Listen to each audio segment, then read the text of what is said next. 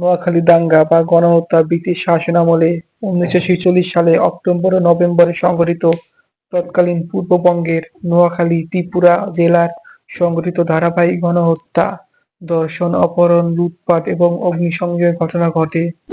কলকাতার দাঙ্গার রেশ ধরে এই ঘটনা ঘটে ১৯৪৭ সালে। ভারতের প্রদেশগুলোতে নির্বাচন হলে বাংলার প্রাদেশিক ক্ষমতা চলে আসে মুসলিমদের হাতে। কিন্তু দীর্ঘ ইংরেজ শাসনামলে হিন্দুরাই ছিল মূলত শাসকদের আসনের যা জমিদারি।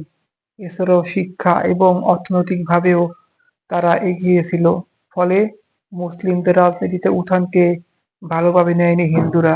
শিক্ষা এবং আর্থিকভাবে অগ্রসর হিন্দুরা নতুন মুসলিম সরকারকে নানাভাবে অসুবিধা করতে থাকে, যার অন্যতম প্রকাশ ঘটে নোয়াখালী সহ অনেক স্থানে। মূলত ইংরেজ শিক্ষা সংস্কৃতিক এগিয়ে যাওয়ায় হিন্দু শিক্ষকরা মুসলিমদের ছাত্রদের খাতায় কম নাম্বার দেওয়া, বঙ্গভঙ্গ রদ, বাংলা মুসলিম প্রধান অঞ্চলে প্রতিষ্ঠিত বিশ্ববিদ্যালয় ঢাকা বিশ্ববিদ্যালয় নির্মাণে হিন্দুদের জোর বিরোধিতা সহ নানা কারণে বাংলার মুসলিমদের সঙ্গে হিন্দুদের সম্পর্ক বেশ নাজুক ছিল।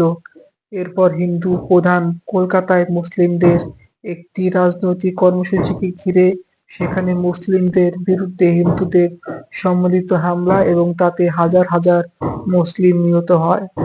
ইংরেজ শাসনামলে মুসলিমদের দীর্ঘ বঞ্চনা এবং তার সঙ্গে যুক্ত হয় কলকাতা মুসলিমদের বিরুদ্ধে পরিচালিত হত্যাযজ্ঞ এর এবং তার ক্ষোভ থেকেই মূলত নোয়াখালীতে হিন্দু মুসলিম দাঙ্গা সংঘটিত হয় বলে মনে করা হয়।